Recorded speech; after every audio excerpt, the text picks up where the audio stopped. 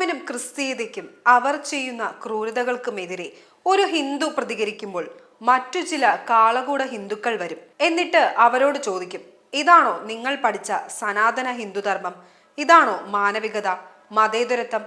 ഈ വീഡിയോ അവർക്കുള്ളതാണ് ഉത്തരമായിട്ട്. പണ്ട് കുരുക്ഷേത്ര യുദ്ധത്തിനിടയിൽ കർണന്റെ തേര് ചെളിയിൽ താഴ്ന്നുപോയി. അതിൽ നിന്നിറങ്ങി തേരിന്റെ ചക്രം ചെളിയിൽ നിന്ന് പുറത്തെടുക്കാനായി ആയുധം താഴെ വെച്ച ശേഷം കർണൻ ശ്രമം ആരംഭിച്ചു. അതുകണ്ട ശ്രീകൃഷ്ണൻ അർജുനനോട് പറയുന്നു, ഇതാണ് തക്ക സമയം, കൊല്ലവനെ എന്ന്. അത് കേട്ട കർണൻ തിരിഞ്ഞു നിന്ന് കൃഷ്ണനോട് ഒരു ചോദ്യം ചോദിച്ചു. കൃഷ്ണ, ഇതാണോ നിന്റെ ധർമ്മബോധം? നിരായുധനായ ഒരുവനെ ആയുധം കൊണ്ട് കൊല്ലലാണോ നീ പാലിക്കുന്ന ധർമ്മമെന്ന്? അതിന് ശ്രീകൃഷ്ണൻ കൊടുത്ത മറുപടിയിലാണ് ഇന്ത്യയിലെ ഹിന്ദുക്കൾ ഇനി ഭാവി കണ്ടെത്തേണ്ടിയിരിക്കുന്നത്. അതിങ്ങനെയാണ്: അല്ലയോ കർണ, പണ്ട് പരമേശ്വരനോടും ഗുരുവായ പരശുരാമനോടും കള്ളം പറഞ്ഞ് വിദ്യ അഭ്യസിച്ചപ്പോൾ നീ ഈ ധർമ്മത്തെ പറ്റി ആകുലനായില്ല.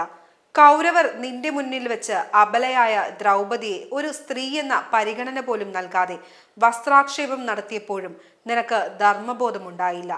അരക്കില്ലത്തിന് തീ കൊടുത്ത് അച്ഛനില്ലാത്ത കുട്ടികളെ കൗരവർ കൊല്ലാൻ നോക്കിയപ്പോഴും അവർക്ക് പുറകിലുണ്ടായിരുന്ന നിനക്ക് ധർമ്മബോധമുണ്ടായില്ല.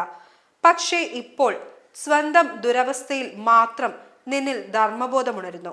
ധർമ്മം അനുഷ്ഠിക്കുന്നവരെ മാത്രമേ ധർമ്മം രക്ഷിക്കൂ. ധർമ്മം അനുഷ്ഠിക്കാത്തവരെ സംരക്ഷിക്കാൻ ധർമ്മത്തിന് ബാധ്യതയില്ല എന്ന്. അതായത് അധർമ്മിയെ അധർമ്മം ഉപയോഗിച്ച് തന്നെ ഇല്ലാതാക്കണമെന്ന്. അവിടെ ധർമ്മത്തിന് പ്രസക്തിയില്ല എന്ന്. ലക്ഷ്യം മാത്രമാണ് പ്രധാനം, മാർഗമല്ല പ്രധാനമെന്ന്. മുള്ളിനെ മുള്ളുകൊണ്ട് തന്നെ എടുക്കണം, അല്ലാതെ വേറെ വഴിയില്ല. 13 തവണ താൻ യുദ്ധം ചെയ്ത് തോൽപ്പിച്ചിട്ടും കൊല്ലാതെ വിട്ട ജിഹാദിയുടെ കൈകൊണ്ട് തന്നെ തന്റെ ആദ്യ പരാജയത്തിൽ കൊല്ലപ്പെടേണ്ടി വന്ന പൃഥ്വിരാജ് ചൗഹാൻ അറിയാതെ പോയ ഗീതാ രഹസ്യമാണത്. നിങ്ങൾ ഓരോരുത്തരും അതറിയുക. ലോകത്ത് ഇന്ന് അറിയപ്പെടുന്നവരിൽ 99% അവരുടെ കാലങ്ങളിൽ കൊല്ലും കൊലയും മാത്രം നടത്തിയവരാണ്. വിജയ് എഴുതുന്നതാണ് ചരിത്രം. തോറ്റവൻ ചരിത്രം എഴുതാൻ ബാക്കിയുണ്ടാവില്ല. അമേരിക്ക പണ്ട് നേറ്റീവ് അമേരിക്കൻസിന്റെ രാജ്യമായിരുന്നു. പിന്നീട് ക്രിസ്ത്യാനികൾ 15 കോടി തദ്ദേശീയരെ കൊന്ന് അമേരിക്ക ക്രിസ്തീയമാക്കി.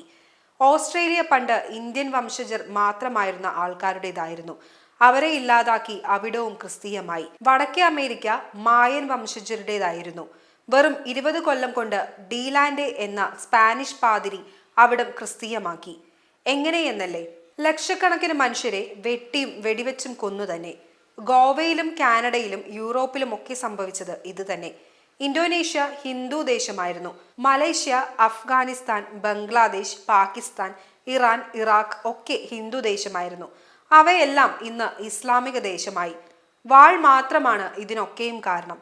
ഇന്നത്തെ മിക്ക മുസ്ലിം രാജ്യങ്ങളും പണ്ട് ക്രിസ്ത്യൻ രാജ്യങ്ങളായിരുന്നു. തുർക്കി, ലബനൻ, കുവൈറ്റ്, സിറിയ, എന്തിന് സൗദി പോലും. കൂടുതൽ അക്രമികളായ ഇസ്ലാമിനെ എതിർക്കാൻ പറ്റാത്തത് കൊണ്ടാണ് ആ രാജ്യങ്ങളിൽ ക്രിസ്തീയത ഇല്ലാതായത്. CE 711 മുതൽ ഇസ്ലാം ഇന്ത്യയെ ആക്രമിക്കുന്നുണ്ട്. ഗസ്വ ഇ ഹിന്ദ് എന്ന മുഹമ്മദിന്റെ കൽപ്പന അനുസരിച്ച് ഇന്ത്യയെ ഇസ്ലാമികമാക്കാൻ തന്നെ. അതിനായി അന്നു മുതൽ ബ്രിട്ടീഷ് ഭരണം വരെ 10 കോടി ഹിന്ദു, സിഖ്, ജൈന, ബുദ്ധമതക്കാരെ കൊന്നുതള്ളി. എത്രയോ ലക്ഷം അവരുടെ സ്ത്രീകളെ ലൈംഗിക അടിമകളാക്കി ഒട്ടോമൻ ഹറമുകളിലേക്ക് പിടിച്ചുകൊണ്ടുപോയി. അതിനുശേഷം സായിപ്പെത്തി ലക്ഷക്കണക്കിന് ഇന്ത്യക്കാരെ കൊന്നുതള്ളി. അവരുടെ ധാന്യങ്ങൾ പിടിച്ചെടുത്തു. പുറം വിപണിയിൽ വെള്ളക്കാർ വിറ്റതുകൊണ്ട് മാത്രമുണ്ടായ ബംഗാൾ, മദ്രാസ് ക്ഷാമങ്ങളിൽ 20 കോടിയോളം ഇന്ത്യക്കാരാണ് കൊല്ലപ്പെട്ടത്. 20 കോടി മനുഷ്യർ പട്ടിണി കിടന്നു മരിച്ചു. മേൽപ്പറഞ്ഞ കേസുകളിൽ എല്ലാം സംഭവിച്ചത് സംഘടിത മതക്കാർ ഒന്നിച്ചു നിന്ന് സംഘടിതർ അല്ലാത്തവരെ കൂട്ടക്കൊല നടത്തുക എന്നതായിരുന്നു. ശക്തി കുറഞ്ഞവരെ ഇല്ലാതാക്കുക എന്നതായിരുന്നു. എല്ലാം ഒരു സുപ്രഭാതത്തിൽ നടന്നവയുമല്ല. പതിറ്റാണ്ടുകളും നൂറ്റാണ്ടുകളും എടുത്തു തന്നെയാണ് ഇതൊക്കെ സംഭവിച്ചത്. ഇന്ത്യയിൽ ഇതൊക്കെ നടന്ന അന്നൊന്നും ഒരു ദൈവവും ഹിന്ദുവിനെ രക്ഷിക്കാൻ വന്നില്ല. അന്നു തൊട്ട് ഇന്ന് വരെയുള്ള 1300 വർഷവും വന്നില്ല, ഇനിയും വരില്ല. കാരണം ഹിന്ദു ദൈവസങ്കല്പം നിർഗുണ ബ്രഹ്മമാണ്. വികാര വിചാര രൂപ ഗുണരഹിതനായ ദൈവം, തികച്ചും നിഷ്കളങ്കം. മണ്ഡൂകോപനിഷത്തിൽ 7-ാം ശ്ലോകത്തിൽ പറയുന്നത് ബ്രഹ്മം നിർഗുണമെന്നാണ്. പ്രപഞ്ചം തന്നെയായ അത് മനുഷ്യന്റെ പ്രാർത്ഥനകൾ കേൾക്കാനോ അതിനനുസരിച്ച് പ്രവർത്തിക്കാനോ ഉള്ളതല്ല. അതേപ്പറ്റി വിശദമായി പിന്നീട് വീഡിയോ ചെയ്യാം. അപ്പോൾ പറഞ്ഞു വന്നത് ഇത്രയേ ഉള്ളൂ. ഹിന്ദുവിന്റെ രക്ഷയ്ക്ക് ഹിന്ദു മാത്രമേയുള്ളൂ, മറ്റാരും വരില്ല.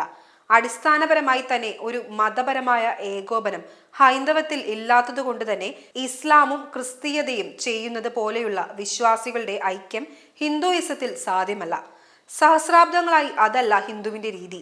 അവന് മതം ആത്മീയം മാത്രമാണ്, രാഷ്ട്രീയമല്ല. സെമിറ്റിക് മതങ്ങൾ അങ്ങനെയല്ല. മുഹമ്മദിന്റെ കാലം മുതൽക്കേ ഇസ്ലാമിൽ മതത്തിന്റെ തലവൻ തന്നെയാണ് രാജ്യതലവനും. ക്രിസ്തീയതയിൽ മതതലവനായിരുന്നു രാജാവിന്റെയും തലവൻ. അതായത് അവരിൽ മതവും പൊളിറ്റിക്സും ഒന്നു തന്നെയാണ്. നമുക്കങ്ങനെയല്ല. അതുകൊണ്ട് നാം രാഷ്ട്രീയമായി ഒന്നിക്കുക. കമ്മ്യൂണിസ്റ്റ് കള്ളങ്ങളിൽ നിന്ന് മുക്തി നേടി ഹിന്ദുവിന്റെ നാശം മാത്രം ലക്ഷ്യമാക്കുന്ന കോൺഗ്രസിൽ നിന്ന് രക്ഷപ്പെട്ട് ഹിന്ദുവിന് വേണ്ടി പൊരുതുന്ന പാർട്ടികളിലും അതിന്റെ പോഷക സംഘടനകളിലും അംഗമാവുക. ഉദ്ദേശിക്കുന്നത് BJPയെ തന്നെയാണ്. RSS, വിശ്വ ഹിന്ദു പരിഷത്ത്, ബജ്രംഗ് ദൾ, ഹിന്ദു ഐക്യവേദി തുടങ്ങിയ സംഘപരിവാർ പ്രസ്ഥാനങ്ങളിലും അംഗമാവുക. മുമ്പ് പറഞ്ഞ പോലെ ഇനി അങ്ങോട്ട് ലക്ഷ്യം മാത്രമാണ് പ്രധാനം, മാർഗങ്ങളല്ല. കൈയുള്ളവൻ മാത്രമാണ് ഇന്ന് കാര്യക്കാരൻ.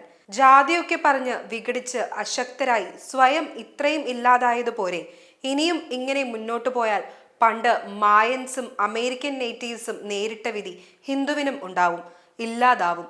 ഇനിയെങ്കിലും ഒരു ജനാധിപത്യ രാജ്യത്തിലെ ഏറ്റവും ശക്തമായ ആയുധമായ വോട്ട് ഒന്നിച്ച് ഒരൊറ്റ പെട്ടിയിൽ ഇട്ട് സുരക്ഷിതരാവുക.